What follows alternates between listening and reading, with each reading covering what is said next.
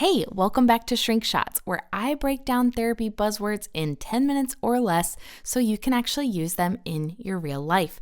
Today, we're going to talk about cognitive distortions, aka the sneaky little lies your brain tells you that might make you feel like shit. And the worst part, you don't even realize it's happening.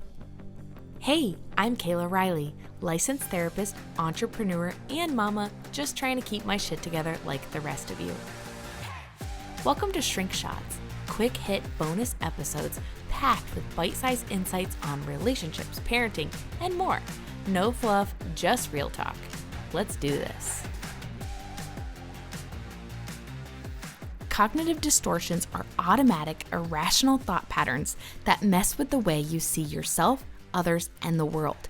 Basically, your brain is taking shortcuts, but instead of helping, it's sending you straight into anxiety, self-doubt, or overreaction mode. Think of it like a funhouse mirror for your thoughts, except it's not fun and it's making you feel bad. Here are some of the biggest offenders. All or nothing thinking, like everything's either amazing or a total disaster, no in between. Example of like, if I don't do this perfectly, I'm a complete failure. Catastrophizing is jumping to the worst case scenario instantly. So making a mistake, you're definitely going to get fired.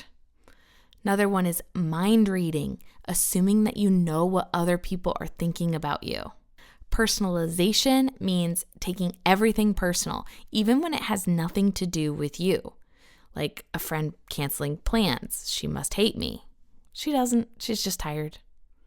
Should statements, living by rigid, unrealistic rules that make you feel guilty. And examples like, I should be further along in life or should be married by now. Emotional reasoning, believing that because you feel something, it must be true. An example is, I feel unlovable, so I must be unlovable. Feelings are not facts. Okay, so we've listed the different kinds of cognitive distortions, aka unhealthy filters, like Insta filters, but for your thoughts. But here's the thing, these distorted thoughts and thought patterns don't just live in our head. They create a ripple effect that influences how you feel and how you act, which impacts your life circumstances. So this is where the cognitive behavioral triangle comes in. Picture a triangle in front of you with 3 points, the top one being thoughts, the other one being feelings, the next one being behaviors. And it's a triangle, so it just keeps going around. Boom, boom, boom, boom, boom. Here's how it works. Your thoughts drive your emotions. So if you're stuck in a cognitive distortion, like I'll never be good enough, you're going to feel defeated, anxious, and even depressed. That filter is going to be placed on everything you experience.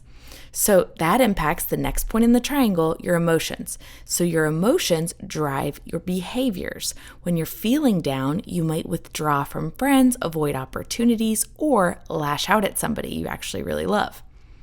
Then your behavior then shapes your reality. So if you keep pulling back, you avoid things, or you're reacting emotionally, you're reinforcing the original thought that you're not enough. You're proving yourself right, essentially. So even if the original thought was distorted, the way you feel and the way you behave is going to create consequences that might reinforce this unhealthy cycle. And it repeats and repeats and repeats. So let's say, for example, catastrophizing, right?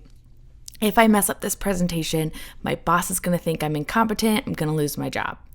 I don't think anyone thinks that extreme consciously, but you get it. That thought is going to make you feel anxious and panicky. The way you behave, you might procrastinate preparing your presentation, or you might rush through it because you're so anxious. And then the consequence, aka the outcome, the presentation does feel shaky, not just because then the outcome or the consequence is that the presentation does feel shaky, not because you're incompetent, but because your distorted thinking made you too anxious to prepare well or to present well. Now you've reinforced the belief that you can't do presentations. So the cycle is going to perpetuate.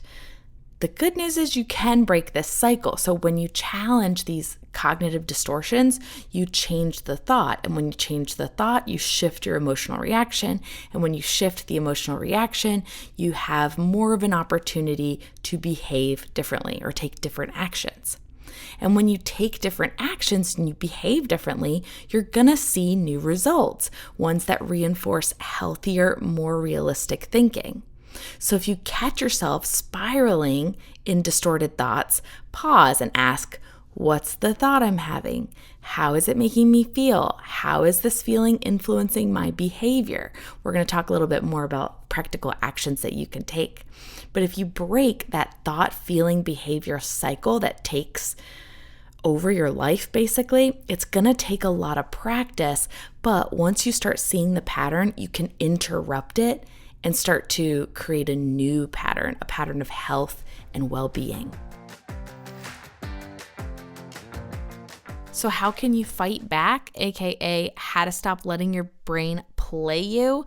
One is catch it. Start noticing when these thought patterns show up. Pay attention to how you're filtering your reality. Question it. Ask yourself, is this actually true? Would I say this to a friend?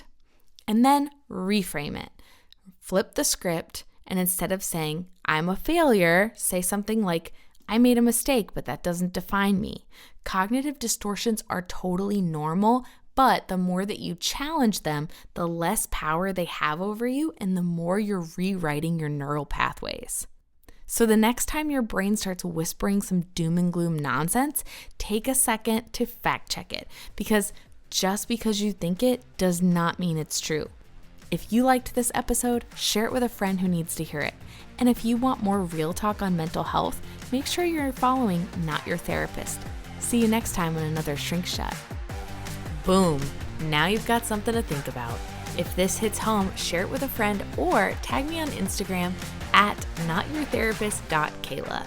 Shrink Shots drop every Tuesday and Thursday with 10 episodes in each series. So hit follow and don't miss your next dose of no BS therapy wisdom. See you next time.